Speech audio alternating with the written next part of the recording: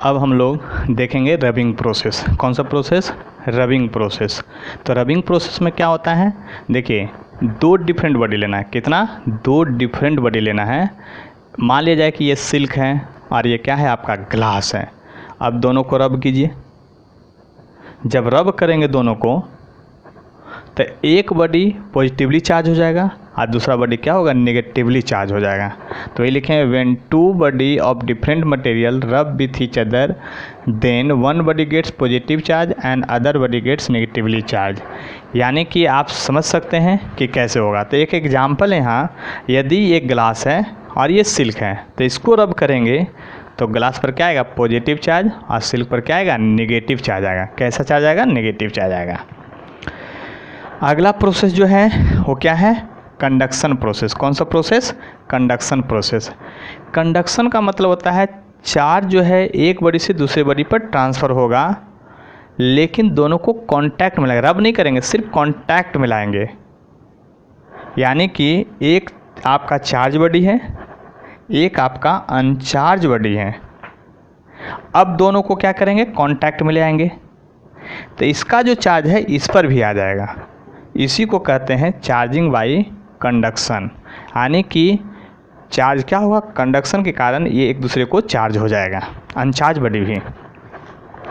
उसके सबसे लास्ट में है इंडक्शन प्रोसेस, यानी चार्जिंग बाई इंडक्शन। तो इंडक्शन प्रोसेस का मतलब क्या होता है, बिना कांटेक्ट का इफेक्ट। तो इसमें स्टेप्स हैं, इसमें क्या है, स्टेप्स हैं। क्या स्टेप्स हैं कि आपका पहला स्टेप में देखिए एक अनचार्ज बॉडी है, मेटालिक बॉडी है, और एक चार्ज है जो बहुत दूर पर है। पहले दोनों बहुत दूर पर हैं, क्या है, बहुत दूर पर हैं। अब इसको उसके पास ले जाएंगे, लेकिन कांटेक्ट में नहीं, उसके सिर्फ पास ले जाएंगे। तो पास ले गए, लेकिन कांटेक्ट में नहीं लाना, इस बात को ध्यान देना, कांटेक्ट में नहीं, पास ले गए हैं। तो पॉजिटिव चार्ज जो है मेटल सरफेस पर जो फ्री इलेक्ट्रॉन पाया जाता है उसको अपनी ओर अट्रैक्ट करेगा, खींचेगा। जब खींचेगा तो इधर क्या होगा, नेगेटिवली चार्ज डेवलप हो जाएगा। क्या होगा, नेगेटिवली चार्ज डेवलप हो जाएगा।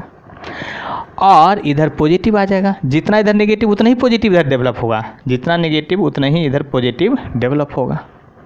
अब नेक्स्ट स्टेप में क्या करेंगे कि मेटल के इस एंड को हम लोग अर्थिंग कर देंगे, अर्थेड कर देंगे, अर्थिंग कर देंगे। अर्थिंग का सिंबल है, अर्थ इलेक्ट्रॉन का भंडार होता है, वहाँ से इलेक्ट्रॉन जा करके इसके प्लस सारे चार्ज को न्यूट्रल कर देगा। क्या कर देगा, न्यूट्रल। लेकिन इधर नहीं, क्योंकि यह नेगेटिव चार्ज जो है इसके द्वारा अट्रैक्शन फोर्स के कारण बंधा हुआ है, इसलिए वो उधर नहीं जाएगा, ये यहीं पर बंधा रहेगा और इलेक्ट्रॉन इधर आकर के इसको क्या कर देगा, न्यूट्रल कर देगा। क्या कर देगा, न्यूट्रल कर देगा। नेक्स्ट स्टेप में क्या करेंगे, इस अर्थिंग को कट कर देंगे। अर्थिंग को क्या कर देंगे, कट कर देंगे। और अर्थिंग कट करेंगे तो इलेक्ट्रॉन को भी पकड़े रहेगा। अब इसको भी दूर कर देंगे तो इस पर जो चार्ज इधर था वो क्या हुआ, इस पर डिस्ट्रीब्यूट हो जाएगा, यानी अनचार्ज मेटालिक बॉडी चार्ज हो गया है। किसके, इसके हेल्प से, बट यह कभी उसके कांटेक्ट में नहीं आया। इसी फिनोमेना को हम लोग क्या कहते हैं, चार्जिंग बाई इंडक्शन कहते हैं। क्या कहते हैं, चार्जिंग बाई इंडक्शन कहते हैं। देखिए एक क्वेश्चन है एनसीईआरटी में, कि एक क्वेश्चन है एनसीईआरटी में कि एक मेटालिक बॉडी को आप पॉजिटिवली चार्ज कीजिए बिना किसी कांटेक्ट का, और हम उसका उल्टा एग्जांपल बताए हैं, यहाँ नेगेटिवली चार्ज लाए हैं। तो इस तरह से चार्जिंग प्रोसेस, यानी चार्जिंग का कितना फिनोमेना हुआ, फिर से समझ लीजिए, 3, एक रबिंग, एक कंडक्शन और एक आपका इंडक्शन हुआ। देख लीजिए। तो इसके बाद फिर आगे चलेंगे हम लोग। एक क्वेश्चन है एनसीईआरटी में ही, how can you charge a metal surface positively without touching it. यानी कि इंडक्शन प्रोसेस का एग्जांपल है जो कि बोर्ड में 3 नंबर में आता है। कितना नंबर में आता है, 3 नंबर में। कितना नंबर में आएगा, 3 नंबर में आएगा। यानी कि यहाँ पर आपको ये लिखना है जो अभी पीछे प्रोसेस पढ़ा है उसमें से, कि आप किस तरह से इसको मतलब कि रिप्रेजेंट करेंगे। ये थ्योरेटिकली आपको उस तरह से फिगर बना के रिप्रेजेंट करना है। इसका सोल्यूशन हम व्हाट्सएप पर भी दे देंगे, जो लोग मुझसे जुड़ जाएंगे उनको व्हाट्सएप पर इसका सोल्यूशन आपको दे दिया जाएगा, प्रोवाइड कर दिया जाएगा। इसके बाद जो नेक्स्ट टॉपिक है और नेक्स्ट टॉपिक आपका है distribution of charge. Next topic क्या है? Distribution of charge. तो किसी भी चीज़ को यानी कि चार्ज को हम लोग डिस्ट्रीब्यूट करेंगे कितने तरह से, ये सोचना है। चार्ज को आप लोग किस तरह से डिस्ट्रीब्यूट करेंगे? तो चार्ज जनरली देखिए 3 डायमेंशन, एक होता है 1D, 2D और 3D। 1D मतलब लाइन, 2D मतलब सरफेस, 3D मतलब पूरे वॉल्यूम। यानी कहने का मतलब ये हुआ कि चार्ज का डिस्ट्रीब्यूशन हम लोग 3 तरह से करेंगे। एक लाइन के रूप में करेंगे तो उसका नाम होगा linear charge density, linear charge density. और अगर आप सरफेस के लॉन्ग डिस्ट्रीब्यूट करते हैं तो क्या होगा? Surface charge density. और यदि आप फिर किसके लॉन्ग? पूरे वॉल्यूम में डिस्ट्रीब्यूट करते हैं तो ये क्या होगा? Volumetric charge density. क्या होगा? वॉल्यूमेट्रिक चार्ज डेंसिटी होगा। तो देखिए linear charge density, lambda charge by length, Q by L या D Q by D L differentiation के फॉर्म में। सरफेस चार्ज डेंसिटी आपका जो होगा क्या होगा? चार्ज बाई एरिया, यानी charge by area D Q by D A. Volumetric charge density यानी चार्ज बाई वॉल्यूम, यानी D Q by D V. एक आपका प्रॉपर्टीज है, जैसे ये भी आपको बोर्ड में आएगा। बोर्ड में एक क्वेश्चन आता है जनरली CBSE बोर्ड में 2 नंबर में आएगा, राइट प्रॉपर्टीज ऑफ चार्ज। तो आप क्या लिखेंगे? Properties of charge.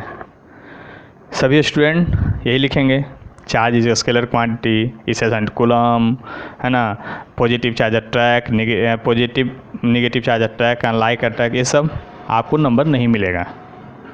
NCERT में दिया हुआ है उसके अनुसार लिखना पड़ेगा। क्या? देखिए ध्यान से, राइट प्रॉपर्टी चार्ज। सबसे पहला additive property.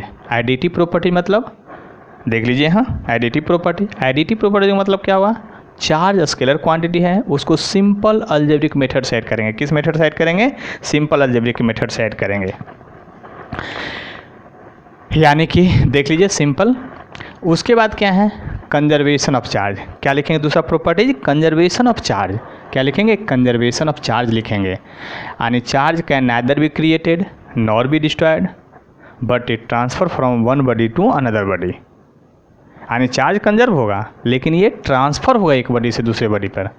That is Q final equal to Q initial. ये सब का यूज करेंगे, सिंपल प्रॉपर्टीज है। फिर एक सबसे इंपॉर्टेंट प्रॉपर्टीज है क्वांटाइजेशन ऑफ चार्ज। क्या है? Quantization of charge. क्वांटाइजेशन का मतलब क्या होता है? जिस प्रॉपर्टी में क्वांटाइजेशन आएगा उसका मतलब ये हुआ वो चार्ज में, मतलब कि यूनिवर्स में उसका सबसे छोटा फ्री स्टेट पार्टिकल एग्जिस्ट करता होगा। और उससे जो बड़ा चार्ज पार्टिकल, जो बड़ा बॉडी होगा वो क्या होगा? उसके इंटीग्रल मल्टीपल में होगा। इंटीग्रल मल्टीपल का मतलब 1 गुना, 2 गुना, 3 गुना, 5 गुना। ऐसा नहीं कि 2.5 गुना, 1.25 टाइम्स, 2.5 टाइम्स, इस तरह से नहीं होगा। यानी कि in nature smallest charge particle exist that is electron, proton and bigger charge have integral multiple of smallest charge particle. यानी आप समझ चुके होंगे क्या होगा। तो Q बराबर प्लस माइनस NE, N होगा 1 2 3 4 और आपका प्रोटॉन और इलेक्ट्रॉन पर चार्ज। ठीक है, तो इस तरह से आप समझ सकते हैं, इसको देख लीजिए। हम लोग इलेक्ट्रोस्टैट के बहुत सारे प्रॉपर्टीज पढ़े हैं, सिंपल प्रॉपर्टीज पढ़े हैं। वो सिंपल प्रॉपर्टी पर कुछ क्वेश्चन जो है उस पर देखते हैं कि उस सिंपल प्रॉपर्टी क्वेश्चन किस तरह से पूछे जा सकते हैं एग्जामिनेशन में। सिंपल क्वेश्चन अभी पहले भी बेसिक क्वेश्चन चलेगा, फिर आगे हम लोग JEE मेन, एडवांस और नीट की प्रॉब्लम को हम लोग डिस्कशन करेंगे यहाँ पर। देखिए, तो एक प्रॉपर्टीज है आपका यहाँ पर, like charge particle repel but unlike charge particle attack to each other. देखिए, एक सिंपल क्वेश्चन जनरली होता है, चार्ज बॉडी और अनचार्ज बॉडी में किस तरह का फिनोमेना एग्जिस्ट करेगा। देखिए, सभी लोग हम लोग जानते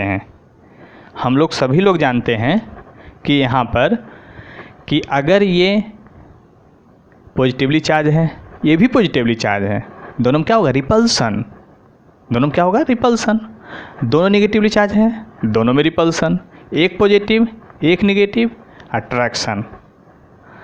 बट यहाँ क्वेश्चन कह रहा है कि एक चार्ज्ड है, एक अनचार्ज्ड है, दोनों में किस तरह का फिनोमेना होगा? आप लोग खुद सोचिए, चार्ज्ड और अनचार्ज में किस तरह का फिनोमेना होगा? आप लोग सोचिए, तब तक हम इसका सोल्यूशन यहाँ कर रहे हैं। देखिए, हम लोग सिंपली समझते हैं यहाँ पर, सिंपली यहाँ बॉडी है, देख लीजिए ध्यान से, बॉडी है। तो सबसे पहले यदि हम लोग, एक बॉडी है जो अनचार्ज है, एक बॉडी जो है चार्ज्ड है, ये ए बॉडी है, ये बी है, ये जो है इसको चार्ज कर देते हैं, पॉजिटिवली चार्ज्ड है। अब क्या होगा? ये अनचार्ज्ड है, ये अनचार्ज्ड है, ये क्या है? अनचार्ज्ड है। लेकिन ये पॉजिटिव चार्ज जो है इसके फ्री इलेक्ट्रॉन को इधर की ओर पुल करेगा।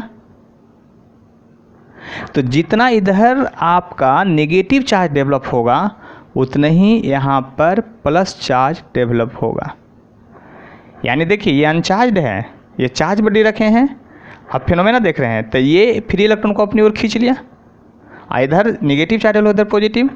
अब देखिए क्या होगा, इस पॉजिटिव और इस नेगेटिव चार्ज के बीच में अट्रैक्शन, यानी इस बॉडी के द्वारा यहाँ पर अट्रैक्शन, इधर एक फोर्स लगेगा जिसको मैं F1 मान रहा हूँ, और इस पॉजिटिव के चलते इस पॉजिटिव पर जो फोर्स लगेगा रिपल्सन, यानी उसको हम F2 मान रहे हैं। लेकिन ज़रा ध्यान से देखिएगा, यहाँ पर ये दोनों के बीच का जो डिस्टेंस है R1 है, और इस दोनों के बीच का डिस्टेंस क्या होगा? R2 होगा। देखिए, पॉजिटिव नेगेटिव के बीच का डिस्टेंस कम है, R पॉजिटिव और पॉजिटिव के बीच का डिस्टेंस ज़्यादा है, यानी आप लिखेंगे R2 is greater than R1। R2 is क्या है? Greater than R1। जब R2 बड़ा है और फोर्स जो होता है का फार्मूला अभी तुरंत आगे पढ़ाएंगे, कि QQ या Q1 Q2 by R square, यानी इन्वर्सली प्रोपोर्शनल, यानी फोर्स जो है इन्वर्सली प्रोपोर्शनल तो क्या है? R स्क्वायर है। इसका मतलब क्या हुआ कि आपका अगर R ज़्यादा है तो ये फोर्स कम है, यानी कि यहाँ पर क्या हो जाएगा? F2 is less than F1। यानी कि ये अनचार्ज बॉडी था, लेकिन इसके चलते ये F1 जो है वो ज़्यादा फोर्स लगा F2 से, तो फाइनली क्या होगा? ये बॉडी इसकी तरफ अट्रैक्ट होगा। यानी आप कह सकते हैं फाइनली कि चार्ज बॉडी और अनचार्ज बॉडी के बीच सिर्फ और सिर्फ अट्रैक्शन फिनोमेना होगा। कौन सा फिनोमेना होगा? अट्रैक्शन फिनोमेना होगा। तो बात समझ में आ गया होगा। चार्ज बॉडी और अनचार्ज बॉडी के बीच में कैसा फिनोमेना होगा? Attraction, never repulsion, only attraction होगा। ठीक है। अब एक टर्म है sure testing of charge body. आप कैसे कह सकते हैं कि किसी बॉडी पर चार्ज होगा ही? किस फिनोमेना है? वही चार फिनोमेना इसका ऑप्शन है, अट्रैक्शन, रिपल्सन, बोथ, नन। इसका भी ऑप्शन वही है। आप कैसे कह सकते हैं कि इस पर चार्ज है ही? किस प्रकार से कहेंगे कि इस पर चार्ज होगा ही? इस किस प्रकार से आप देख सकते हैं इसको? तो इस पर चार्ज किस प्रकार से होगा उसको हम लोग पहचानने के लिए कौन सा फिनोमेना यूज करेंगे? तो देखिए, अभी आपको पता था कि अगर दोनों में रिपल्सन है, दोनों बॉडी रिपेल कर रहा है, इसका मतलब इस पर नेगेटिव होगा, इस पर भी नेगेटिव होगा। अगर दोनों बॉडी रिपल्सन है तो इस पर प्लस होगा, तो इस पर भी प्लस होगा। यानी दोनों चार्ज है तभी रिपल्सन है, रिपल्सन अन्यथा नहीं है। लेकिन अट्रैक्शन में क्या है? ये पॉजिटिव है, ये नेगेटिव है, तो भी अट्रैक्ट करेगा। ये चार्ज्ड है, ये अनचार्ज्ड है, तो भी अट्रैक्शन है। यानी अट्रैक्शन चार्ज और अनचार्ज दोनों में होता है। तो इसमें कन्फ्यूजन है कि इस पर चार्ज है कि नहीं। हो सकता है अनचार्ज बॉडी होगा, यानी अट्रैक्शन फिनोमेना में चार्ज बॉडी भी हो सकता है, अनचार्ज बॉडी हो सकता है। लेकिन रिपल्सन फिनोमेना में हर हाल में चार्ज बॉडी ही दोनों होगा। इसका मतलब श्योरली आप कब कह सकते हैं कि चार्ज है बॉडी, किस फिनोमेना के तहत? तो यहाँ भी आंसर जो होगा आपका क्या होगा? इसका आंसर आप आंसर जो लिखेंगे इसका क्या होगा? रिपल्सन होगा, रिपल्सन होगा। यानी श्योर टेस्टिंग ऑफ चार्ज क्या होगा? रिपल्सन होगा। नेक्स्ट क्वेश्चन है, is proton transfer during charging process. अब पूछ रहा है क्या प्रोटॉन ट्रांसफर होगा चार्जिंग के दौरान? प्रोटॉन की बात कर रहा है, इलेक्ट्रॉन की बात नहीं। तो आंसर होगा नो। क्यों? क्योंकि प्रोटॉन जो है न्यूक्लियस के अंदर पाया जाता है, न्यूक्लियस के अंदर। आप लोग केमिस्ट्री में पढ़े होंगे प्रोटॉन कहाँ पाया जाता है? न्यूक्लियस के अंदर। जबकि चार्जिंग फिनोमेना जो है किसका फिनोमेना है? इलेक्ट्रॉन का फिनोमेना है, यानी ट्रांसफर ऑफ इलेक्ट्रॉन होगा, वो एक्सटर्नल फिनोमेना है, न्यूक्लियर फिनोमेना नहीं है। चार्जिंग फिनोमेना जो है, चार्जिंग जो है वो क्या है? एक्सटर्नल फिनोमेना है, न्यूक्लियर फिनोमेना नहीं है। इसीलिए चार्जिंग के दौरान इलेक्ट्रॉन ट्रांसफ़र होता है, प्रोटॉन ट्रांसफ़र नहीं होता है। यानी आप लिख सकते हैं is proton transfer during charging process. तो आंसर इसका होगा नो। आंसर क्या होगा? नो। क्यों? प्रोटॉन प्रेजेंट इनसाइड क्या? न्यूक्लियस। कहाँ होता है? न्यूक्लियस में पाया जाता है, इसलिए। अब नेक्स्ट क्वेश्चन है, is mass transfer during charging process? Is mass transfer during charging process, क्या चार्जिंग फिनोमेना में मास ट्रांसफ़र होगा? क्या चार्जिंग फिनोमेना में मास ट्रांसफ़र होगा? ये पूछा जा रहा है। तो आप तो कहेंगे कि चार्जिंग फिनोमेना में मास ट्रांसफ़र होगा कि नहीं। तो देखिए एक प्रॉपर्टीज पहले इसके लिखाए थे, चार्ज नेवर एग्जिस्ट विदाउट मास, यानी चार्ज यदि है तो मास है। तो अब दो बड़ी एग्जांपल लेते हैं, देखिए यहाँ सोल्यूशन। एक बॉडी जो है ऐसा है, एक बॉडी ऐसा, ये ए है, ये बी है। अब यहाँ से इलेक्ट्रॉन जो है इस पर जा रहा है, इलेक्ट्रॉन इस पर चला गया, एक इलेक्ट्रॉन को आप उस पर ट्रांसफ़र कर दिए। तो जहाँ से इलेक्ट्रॉन जा रहा है वहाँ पर प्लस डेवलप होगा, और जहाँ इलेक्ट्रॉन पहुँचा वहाँ नेगेटिव डेवलप होगा। समझ लीजिए बात को, क्या होगा? नेगेटिव डेवलप होगा। क्या होगा? नेगेटिव डेवलप होगा। तो आपका इसमें मास ट्रांसफ़र होगा, कहिए क्यों? तो आंसर होगा यस। क्या मास ट्रांसफ़र होगा? यस। क्यों? क्योंकि इलेक्ट्रॉन हैव मास। इलेक्ट्रॉन क्या रखता है? मास रखता है, इसलिए। यानी कि चार्जिंग फिनोमेना के समय क्या होगा? आपका मास ट्रांसफ़र होगा, हर हाल में होगा। अब नेक्स्ट क्वेश्चन है, how many electron in 1 coulomb charge? एक कूलम चार्ज में कितना इलेक्ट्रॉन होगा? तो ये तो क्वांटाइजेशन ऑफ चार्ज से सिंपल फार्मूला, ये आप 10th क्लास में ही पढ़े होंगे। तो इसका सोल्यूशन जब देखेंगे तो सिंपल, Q बराबर यानी number of electron equal to क्या होगा? Q बाई E, और Q है 1 कूलम, और 1.6 गुने 10⁻⁻19 कूलम, यानी इसको गुना भाग करेंगे तो 6.25 इंटू 10⁻18 आ जाएगा। यानी इतना इलेक्ट्रॉन इतना इलेक्ट्रॉन जो है क्या होता है? 1 कूलम चार्ज में एग्जिस्ट करता है। फिर कहता है how much negative charge in 1 mole of electron? 1 mole electron में कितना नेगेटिव चार्ज होगा, ये निकालने के लिए कह रहा है। कितना? 1 मोल में कितना इलेक्ट्रॉन होगा वो निकालने के लिए कह रहा है। तो आपको पता है 1 मोल में जो होगा कितना होगा?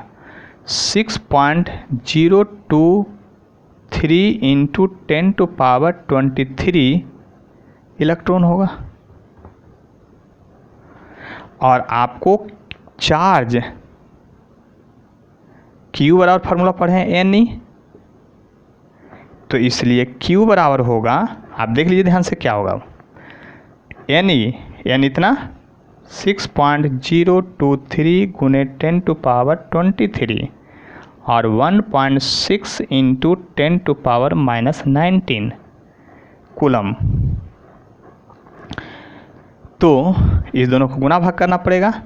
तो ये जो है लगभग अप्रॉक्स में 96,500 आता है कूलम। इसको 1 फ्राड भी कहते हैं, जो केमिस्ट्री में आप लोग पढ़ेंगे। यानी इन सब क्वेश्चन देख लीजिए अच्छी तरह से, फिर हम लोग आगे बढ़ते हैं और क्वेश्चन के साथ। Is 3.6 into 10⁻⁻20 coulomb charge exist on body? क्या किसी बॉडी पर इतना चार्ज एग्जिस्ट करेगा कि नहीं, इसके बारे में हमको क्या करना है, पता करना है। क्या करना है, पता करना है, एग्जिस्ट करेगा कि नहीं। तो देखिए सॉल्यूशन में क्या होगा। देखिए सबसे पहले सॉल्यूशन में हम लोग देखेंगे, आप Q बराबर n नहीं पढ़े हैं, इसलिए n बराबर लिखेंगे Q/E। तो Q कितना दिया है, 3.6 इंटू 10⁻⁻20 और ये है 1.6 गुने 10⁻⁻19। तो ये जो होगा आपका 0.2, क्या होगा 0.2। तो देखिए अब क्या कर रहा है, नंबर ऑफ इलेक्ट्रॉन कितना आया 0.2। तो क्वांटाइजेशन ऑफ चार्ज में हम लोग क्या पढ़ते हैं कि क्या नंबर ऑफ इलेक्ट्रॉन फ्रैक्शन में पाया जाता है, नहीं, वहाँ पढ़ते हैं इंटीग्रल मल्टीपल, यानी नंबर ऑफ इलेक्ट्रॉन किसी भी बॉडी पर 1 होगा, 2 होगा, 10 होगा, 20 होगा, 1000 होगा, लाख होगा, लेकिन 1.5 टाइम्स नहीं होगा, 0.2 नहीं होगा। यानी आप समझ सकते हैं कि इसका आंसर क्या होगा, नो। तो इसका आंसर क्या होगा आपका, नो, क्योंकि चार्ज फ्रैक्शन में नहीं पाया जाता, since charge never present in fraction. Next question है, फिर उसी तरह से है, यहाँ देख लीजिए। तो यहाँ पर जब सोल्यूशन चालू करेंगे तो n बराबर क्या होगा, Q/E यहाँ भी पुट करेंगे। तो देखिए यहाँ पर 4.8 इंटू 10⁻⁻16 बाई 1.6 इंटू 10⁻⁻19 कूलम होगा। कितना होगा, 10⁻⁻19 कूलम होगा। तो देखिए इसको डिवाइड कीजिए तो ये हो जाएगा आपका, कितना हो जाएगा देख लीजिए, 3 और ये 3 प्लस में इतना इलेक्ट्रॉन हो गया। तो यह क्या है, फ्रैक्शन में है, होल नंबर में है, यानी कि इतना चार्ज किसी भी बॉडी पर एग्जिस्ट कर सकता है। यानी आंसर में होगा, क्या आप लिखेंगे आंसर में, यस, क्या होगा, यस, यानी इतना चार्ज किसी बॉडी पर एग्जिस्ट कर सकता है। फिर देखिए नेक्स्ट क्वेश्चन है, find amount of charge on metallic sphere. एक मेटालिक स्फेयर पर अमाउंट ऑफ चार्ज निकालना है जिसका रेडियस 10 सेंटीमीटर है और उसका सरफेस चार्ज डेंसिटी आपको दिया हुआ है 3 माइक्रो कूलम पर मीटर स्क्वायर। तो देखिए अभी हम लोग पढ़े थे सरफेस चार्ज डेंसिटी। तो सरफेस चार्ज डेंसिटी सिग्मा बराबर जो होता है चार्ज बाई एरिया होता है, चार्ज बाई एरिया होता है। और आप चार्ज बराबर लिख सकते हैं सिग्मा गुने एरिया। और आप देखिए स्फेयर का फॉर्मूला क्या होता है, 4 पाई आर स्क्वायर। और अब चार्ज बराबर जब लिखेंगे आप तो सिग्मा आपका दिया हुआ 3 माइक्रो, तो 3 गुने 10⁻⁻6।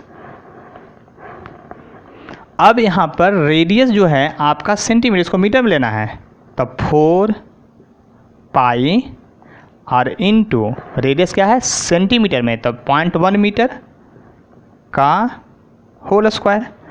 तो आप लिख सकते हैं 12 पाई, 4 से 12 पाई, और ये -2 इस बढ़ जाएगा, तो इनटू 10 टू पावर क्या हो जाएगा -8 कूलम चार्ज। यानी कि मेटालिक स्फीयर पर कितना चार्ज एग्जिस्ट कर रहा है आपका 12 pi into 10 to power -8 coulomb charge. तो इस तरह से आपका लीनियर मास डेंसिटी का, वॉल्यूमेट्रिक मास डेंसिटी का फार्मूला होगा जो क्वेश्चन आधारित होगा, जो आगे हम लोग देखेंगे। एक क्वेश्चन है केमिस्ट्री से रिलेटेड है, how many electron and proton in 1 mole of H2O। 1 mole H2O में कितना इलेक्ट्रॉन और प्रोटॉन पाया जाएगा ये निकालना है। तो देखिए आप लोग सभी लोग H2O का स्ट्रक्चर जानते होंगे। तो देखिए एक ऑक्सीजन होता है और यहाँ पर 2 हाइड्रोजन होता है। क्या होता है, 2 हाइड्रोजन होता है। इस हाइड्रोजन में 1 इलेक्ट्रॉन और 1 प्रोटॉन पाया जाता है। यहाँ भी 1 इलेक्ट्रॉन और 1 प्रोटॉन होगा, जब इसमें 8 इलेक्ट्रॉन और 8 प्रोटॉन होता है। याद कीजिए H2O में। तो आपका क्या हो गया, यानी कि 1 मतलब 1 में क्या होगा, तो आपका 1 वाटर मॉलिक्यूल में in 1 H2O number of proton, number of proton equal to हो जाएगा नंबर ऑफ प्रोटोन और इलेक्ट्रॉन इक्वल टू कितना होगा, आप जोड़ लीजिए 8 2 10, क्या हो गया 10 हो गया 1 H2O में। इसलिए इन 1 मोल में, इन 1 मोल ऑफ H2O में क्या कीजिएगा सिर्फ, तो नंबर ऑफ प्रोटोन या इलेक्ट्रॉन इक्वल टू क्या लिखिएगा, एवोगाड्रो नंबर इंटू 10। तो एवोगाड्रो नंबर कितना होता है, यानी 6.023 गुने 10 टू पावर 23 इंटू 10, यानी 6.023 इंटू 10 टू पावर 24, यानी 1 मोल H2O में इतना इलेक्ट्रॉन और प्रोटॉन होगा। कि ये सिंपल क्वेश्चन क्यों बताएं सर, तो इसका यूज अभी करेंगे अगले क्वेश्चन में। Question number 11, find amount of positive charge in 100 ml of H2O, यानी 100 मिलीलीटर ऑफ वाटर में कितना पॉजिटिव चार्ज है ये आपको बतलाना है। और ये बहुत ही फेमस क्वेश्चन है, हर एक एसाइन भी मिल जाएगा, एससी में मिल जाएगा, एनसीईआरटी मिल जाएगा। एनसीईआरटी तो और बहुत खतरनाक क्वेश्चन पूछता है। वो लिखा है how much positive charge in a cup of water, वो आगे बताएंगे क्या करना है उसमें जो, लेकिन पहले इसको देखिए सॉल्यूशन। देखिए कहता है find amount of positive charge in 100 ml of H2O, तो वॉल्यूम दिया हुआ है ऑफ H2O 100 ml, देख लीजिए कितना चला के दिया 100 ml। आप मोल का फार्मूला जानते हैं, मोल का फार्मूला आप जानते हैं क्या, mass by molar mass, given mass by molar mass, फिर गिवन वॉल्यूम बटा मोलर वॉल्यूम। लेकिन वॉल्यूम इसलिए दिया गया कि आप कंफ्यूज कीजिए, लेकिन वॉल्यूम का फार्मूला यहाँ यूज नहीं होगा, क्योंकि गिवन वॉल्यूम बटा मोलर वॉल्यूम हम लोग सिर्फ आइडियल गैस में यूज करते हैं। किस में यूज करते हैं, आइडियल गैस में। इसलिए इस वॉल्यूम को पहले आपको क्या में बदलना पड़ेगा, मास में। तो मास ऑफ H2O बराबर जो होगा, H2O बराबर जो होगा क्या लिखेंगे, डेंसिटी, यानी डेंसिटी इनटू वॉल्यूम। तो ये होता है 1 ग्राम पर ml होता है इसकी डेंसिटी, 1 ग्राम पर cc होता है, 1 ग्राम पर ml इंटू 100 ml। तो आपको कितना हो गया, 100 ग्राम हो गया। यानी कि अमाउंट ऑफ मास जो हो गया वाटर का कितना हो गया, 100 ग्राम हो गया। कितना हो गया, 100 ग्राम हो गया। अब देखिए ध्यान से यहाँ पर अच्छी तरह समझिए आगे। हम लोग सबसे पहले मोल निकालेंगे, number of mole of H2O, तो मास बटा मोलर मास, तो 100 divided by 100 gram divided by 18 gram. Molar mass of H2O क्या होता है, 18 ग्राम। H2O का मोलर मास कितना होगा, 18 ग्राम होता है, इसलिए वैसा हुआ। तो ये नंबर ऑफ मोल आ गया आपको। तो नंबर ऑफ H2O मोलिकुल बराबर क्या होगा, मोल इनटू एवोगाड्रोज नंबर। क्या लिखिएगा, मोल इनटू एवोगाड्रोज नंबर। तो आप मोल है आपका 100 बाई 18 और 6.023 गुने 10 टू पावर 23, इतना मोलिकुल हो गया। अब आपको पॉजिटिव चार्ज निकालना है, ध्यान देना है, पॉजिटिव चार्ज निकालना है। कौन सा चार्ज, पॉजिटिव चार्ज। तो पॉजिटिव चार्ज निकालने के लिए क्या चाहिए आपको, प्रोटॉन की संख्या चाहिए। तो अभी अभी हम बताए हैं कि एक H2O मोलिकुल में 10 प्रोटॉन होता है, इसलिए हम लोग लिख सकते हैं वी नो दैट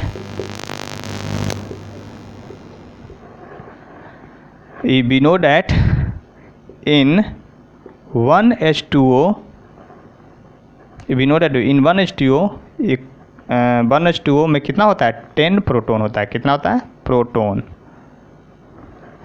इसलिए total number of proton, total number of proton in 100 ml of H2O equal to क्या होगा, नंबर ऑफ प्रोटॉन, तो एक में 10 था, टोटल मोलिक्यूल इतना था, तो इसे मल्टीप्लाई कर दीजिए 100 बाई 18 इंटू 6.023 गुने 10⁻23 इंटू 10, देख लीजिए। यानी कि आपको आएगा नंबर ऑफ प्रोटॉन, तो अमाउंट ऑफ पॉजिटिव चार्ज जो होगा, अमाउंट ऑफ पॉजिटिव चार्ज जो होगा Q बराबर NE होगा, इसलिए Q बराबर N नंबर ऑफ प्रोटॉन है, N क्या है, ये नंबर ऑफ प्रोटॉन है, N जो है नंबर ऑफ प्रोटॉन है, तो नंबर ऑफ प्रोटॉन, तो नंबर ऑफ प्रोटॉन लिखते हैं यहाँ पर, तो नंबर ऑफ प्रोटॉन यहाँ आया हुआ है, देखिए 2 3 यानी 6.023 गुने 10⁻23 और ये 3 0, तो इसको कर दीजिए कितना 26 बाई 18 इंटू 1.6 इंटू 10⁻−19 कूलम, यानी इतना अमाउंट चार्ज होगा। इसको मल्टीप्लाई कर लेंगे, आपका यहाँ से आंसर आ जाएगा, क्या आ जाएगा, इतना कूलम चार्ज। यानी आप समझ सकते हैं कि किस तरह से है। एक क्वेश्चन है NCERT का, NCERT का है क्या, find amount of positive charge in 1 cup यानी glass of 1 glass of water. ज़रा ध्यान दीजिएगा, इसमें अमाउंट नहीं दिया हुआ है, जैसे हम अमाउंट लेके 100 ml में निकाले हैं उस तरह से नहीं दिया हुआ है। तो इस क्वेश्चन का सलूशन देखने के लिए आपको NCERT खोजिए, आपको समझ में आ जाएगा 1 ग्लास का मतलब क्या होता है। बचपन से पढ़ते आए 1 ग्लास दूध पीना चाहिए, तो 1 ग्लास दूध में 10 किलो दूध होता है कि 1 किलो होता है, वो आपको सोचना है और क्वेश्चन बनाना है। NCERT में इतने ही क्वेश्चन दिया हुआ है, आप देखिएगा आपको समझ में आ जाएगा कि 1 ग्लास यानी 1 कप में जनरली हम लोग 250 ml लेते हैं। यानी इस क्वेश्चन को सोल्यूशन करने के लिए क्या करना पड़ेगा आपको, यहाँ पर 250 ml लीजिए और इसी तरह सोल्यूशन कीजिए। तो आज हम लोग पढ़े इलेक्ट्रोस्टैट में चार्ज का प्रॉपर्टी और उस पर आधारित प्रॉब्लम। देखिए, जो लोग व्हाट्सएप नंबर से जुड़े जाएंगे उनके लिए एक्स्ट्रा आपका क्वेश्चन दिया जाएगा, होमवर्क चेक किया जाएगा और इसमें फिर उनको अलग से डाउट बताया जाएगा। और मेरा व्हाट्सएप नंबर जो है आपका यही है 9852263026, ये मेरा व्हाट्सएप नंबर है। इस पर डायरेक्ट क्वेश्चन हम लोग बताएंगे आप लोग को। और ये वीडियो जो है यूट्यूब पर अपलोड हो जाएगा, फिर आप लोग को मिलते रहेगा जब मन दे सकते हैं। और फिर डिस्कशन के लिए टाइम हम आपको बताएंगे कि टाइम जनरली आप लोग को यूट्यूब पर जो वीडियो अपलोड होगा 5 तारीख से, तो अल्टरनेट में होगा ये 12th का, चूँकि एक अल्टरनेट में इसको पढ़ाएंगे, एक अल्टरनेट में 11th वाले को पढ़ाएंगे। तो पहले 11th वाले को अभी 10-15 तारीख के बाद चालू करेंगे, लेकिन अभी 12th वाले को लिए किए हैं।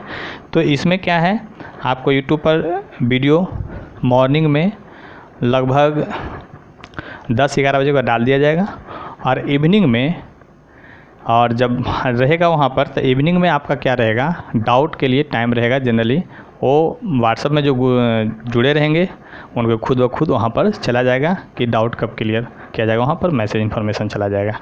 ठीक है, तो आज यहीं तक आप लोग इतना को अच्छी तरह से रिवीजन कर लीजिए।